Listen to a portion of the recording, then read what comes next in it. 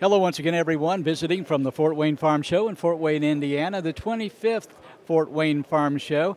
And we are at the Trupointe exhibit, the Trupointe Cooperative exhibit at the Fort Wayne Farm Show, and visiting with Erin Cole. Erin, it's good to have you with us. Give us a little bit of background, where you're from and your involvement with agriculture. Certainly. I grew up on a dairy beef cattle operation in southern Hancock County, Ohio, and being 6 years out as an alumni to Ohio State, I'm now with Trupointe within the grain marketing division.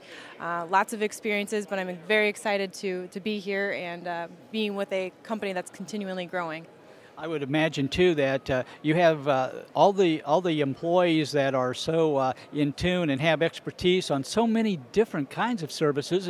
If there's help you need in any way, you just pick up the phone, or you go to the desk closest to you and find out what you need to know. Absolutely. I love the intertwining of the different departments within the industry that we have at Trupointe, between the agronomy, the feed, the farm and market, and the grain marketing. We all work together to provide whatever the needs are of any single customer, and I love the relationship that we're able to provide multiple needs and multiple services to those customers.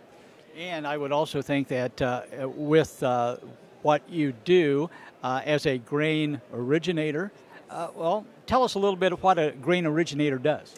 Grain origination is a holistic view on what grain marketing is. I look at originating as working on a buyer side directly with the customer, directly with the producer, versus the merchandising that you'll hear commonly. That's more on the selling side after it comes into the elevator. But my main passion is working directly with that customer to provide whatever it is that they need to ensure a profit with their production, and continually having that relationship to see what it is that plan might entail.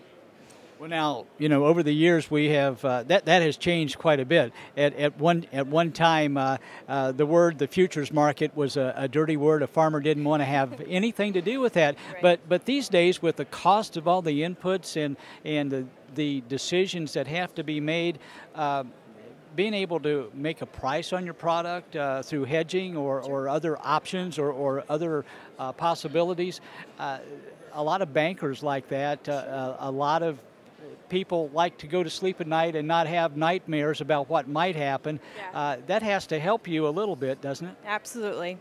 Whatever it is that they may need, I try and provide it as best as I can, no matter the size. I want to look at what it is that they need to make sure that they're profitable every year.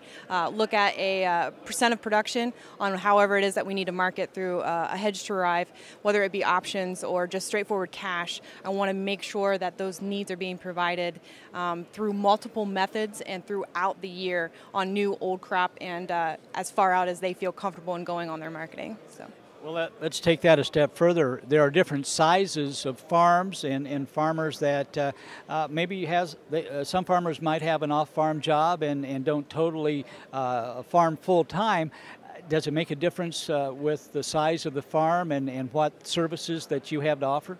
It doesn't matter the size of the farm as far as the producer goes. That changes obviously with their schedule, their availability, and how I need to work with them. But as far as the products, the services, and what we can do for them with Trupointe, that doesn't affect it whatsoever. If you're 500 acres or minimal, all the way up to 3,000 or 5,000 acres, all of our products are used universally, no matter the size of your operation. So.